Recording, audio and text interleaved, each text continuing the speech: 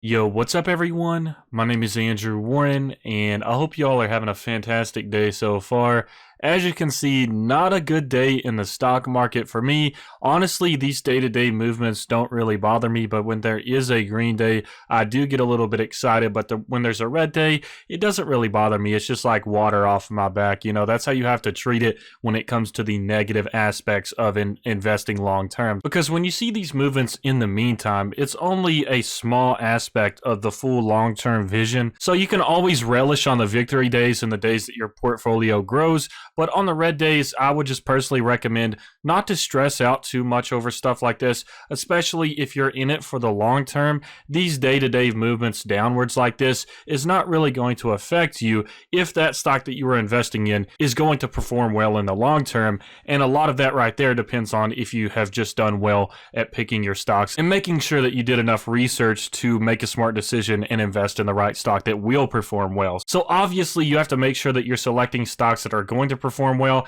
And by the way, before I go any further, sometimes I forget this, but I need to mention this. If you do enjoy videos like these, me sharing the moves that I'm making in the stock market, the predictions that I have for the future and stuff like that, please make sure to smash the like button, drop a like on this video. It really does help me out with the YouTube algorithm, and I really want to grow this channel here. I feel like I'm dedicated enough to do that. I want to make videos every single day from here on, so I really would appreciate the love. But back onto the topic, if you have selected high quality long-term stocks, then this day-to-day movement is not really an issue. But there's nothing wrong with being happy about a green day or a day where you gain a lot of money when your portfolio has grown significantly. So with that being said, we lost about $1,100 today. That could obviously be much worse, so I'm completely okay with that. And considering that I'm positive for the long term, I'm still up $7,000.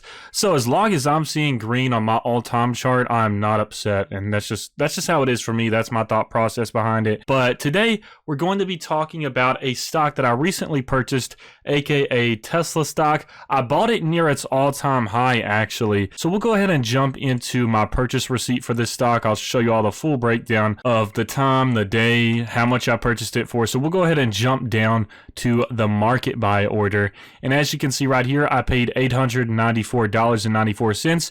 And keep in mind that this was on June 1st. So today, as I'm recording this, it is actually June 4th. So keep in mind that this is 4 days later, and hindsight is always 2020. However, as you can see, I purchased it 3:53 p.m. And I think this was this past Monday. Yeah, I think this was this past Monday, the Monday right after we had the SpaceX launch that made Tesla stock go up like 11% or something like that. So I purchased it the day after it spiked up immediately, or the day of that it did spike up immediately, and that was on Monday.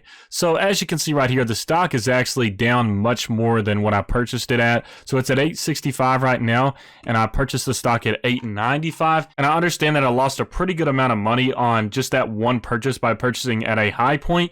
But like I mentioned earlier, this goes all the way back to what I said at the beginning of the video with my portfolio. This is a day-to-day movement of up and down, just like we see the day-to-day movement of Tesla shares going up and down. So even though it's down like $30 or so since I first bought it just a few days ago, in the meantime, yeah, it sucks that I'm down, but for the long term, I believe that I've done enough research and have enough knowledge and statistics on this stock to have chosen it correctly and specifically to grow my money tremendously long term. So I'm looking at this as an investment for the next 40 years, for the very long term. We are not talking about the next 1 year, the next 2 years, the next 5 years. I'm talking about long term here. This is what kind of investor I am. If I don't think I can invest in something for the next 30 to 40 years, then it's honestly not worth my time unless I see a tremendous amount of money to be made out of that stock, in which I will take the risk of maybe trying to time the market on that stock, on buying it at a low point and then selling it at when I think I should sell. But for the general rules and the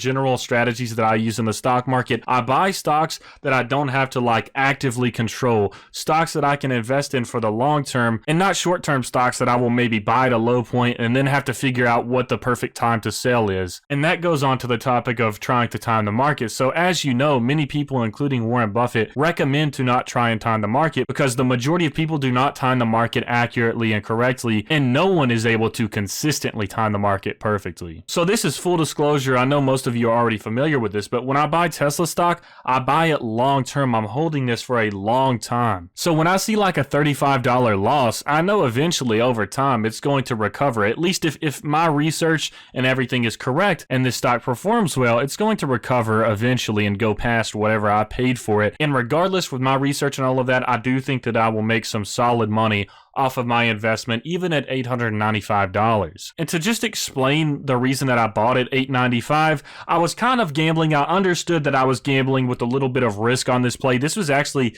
kind of a play, I guess, compared to normal just dollar cost averaging, buying the stock when I think it's a good deal. This was a play compared to what we saw previously. And it was the past year, I believe. And this happened just a few months ago, and I was making this play off of a trend that I saw on February 18th.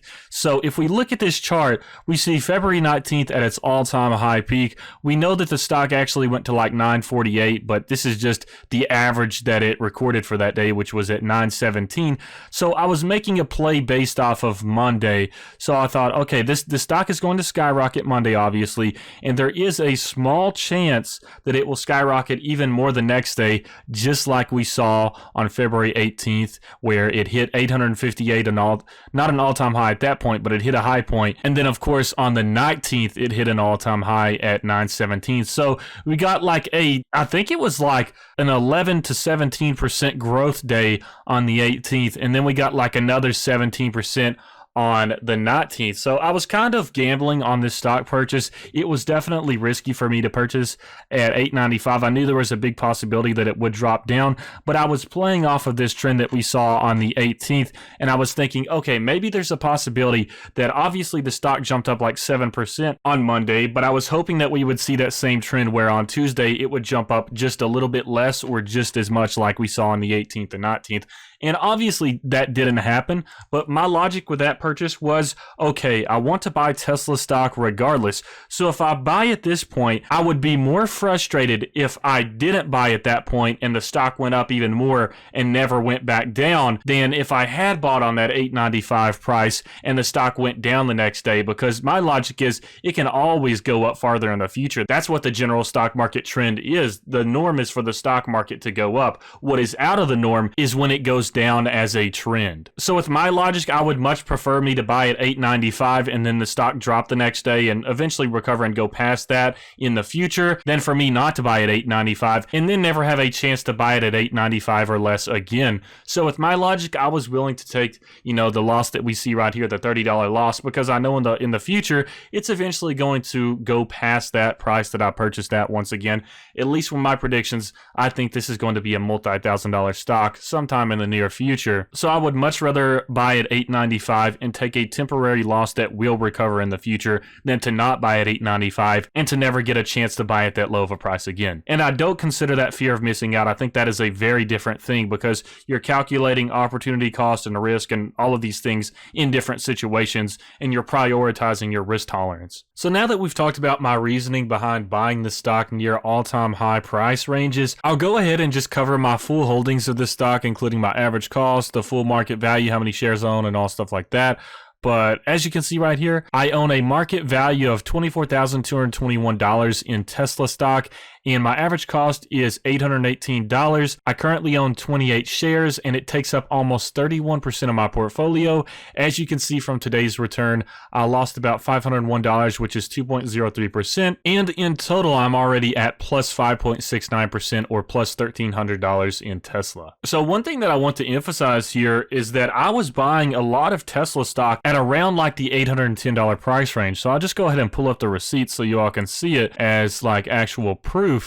Let's go back. Yeah, so I was buying a lot of these. As you can see, I posted many videos where I bought Tesla stock like at the $800 to $830 range. So $810, $812, $815, $810, $810, $822, $824, $814, $816. So I've been buying Tesla stock at pretty high prices, and I've been trying to explain in many of the videos that I do, like this one, where I break down different aspects of Tesla stock and Tesla as a company and why I think it's still worth purchasing at those prices. So for me, as a person that has been doing these videos and sort of preaching why I think Tesla and Tesla shares are still valuable at a price of like 800 to 830, it makes me very satisfied to see my current holdings at a $1,300 return, or a 5.69% return. And I really like to see that because there has been a lot of doubt around Tesla stock, and not just Tesla stock in general, but around Tesla stock at its current prices as well. So I would say that I am kind of in the minority when it comes to buying Tesla stock right now, or at least when it comes to an opinion on Tesla stock and its current prices. I'm in the minority on thinking that it's worth it at like $830 and $815 and stuff like that. So as an investor and somebody that has been preaching my beliefs and my research about this company,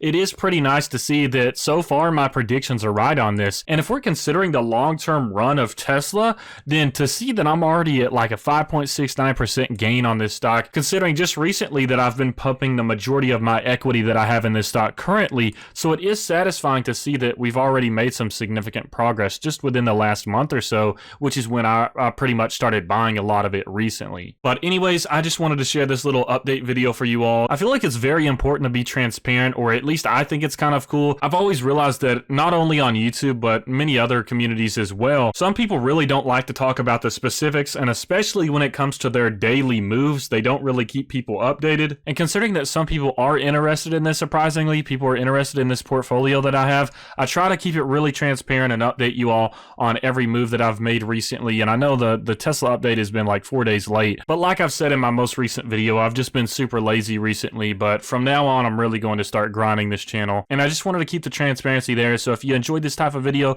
please make sure to drop a like on it. It really does help me out. And if you would like to begin investing, feel free to use my referral links down in the description below to Robinhood and Webull. If you sign up with those links, then we'll both get some free stocks. As you can see right here, MRO is one of the free stocks that I received recently, and I'm still waiting on it to rebound up to this like $11 price tag. But that is a nice source of passive income if you haven't created those accounts just yet, and it really does support the channel also. But I hope you all enjoyed this video. I really appreciate you all watching, and I hope you have a fantastic rest of your week. Stay safe out there.